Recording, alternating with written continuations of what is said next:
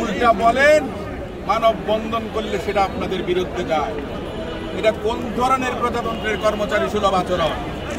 আমি আশা করব আপনাদের আচরণ পরিবর্তন করুন, সংযত হন, জনগণের জন্য কাজ করেন। আপনারা প্রজাতন্ত্রের কর্মচারী। আমি আবারও পরিশেষে বলছি, এই অন্তর্বর্তীকালীন সরকার নির্বাচন কমিশনকে সর্বোচ্চ সহযোগিতা করবেন যারা দলনিরপেক্ষ, যাদের মধ্যে কোনো পক্ষপাত নেই, যারা একটি সুষ্ঠু সুন্দর নির্বাচনের জন্য যে পরিবেশ প্রয়োজন সেটা বজায় রাখতে পারে। ভোটের আগে, ভোটের দিন, ভোটের পরে আমরা গণতান্ত্রিক বাংলাদেশ চাই। আমরা গণতন্ত্রের পথে নতুন যাত্রা শুরু করতে পারি ইনশাআল্লাহ। আজকে যারা আমার দলের নেতা কর্মীরা এখানে সমবেত হয়েছেন, আন্তরিক অভিনন্দন এবং কৃতজ্ঞতা জানাই।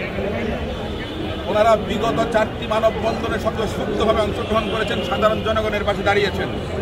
আপনারা আগামীতেও সাধারণ জনগণের পাশেই থাকবেন। সাংবাদিক বন্ধুরা, বিগত কয়েকটা কর্মসূচি, প্রত্যেকটা কর্মসূচিতে আপনারা আমাদেরকে সহযোগিতা করেছেন।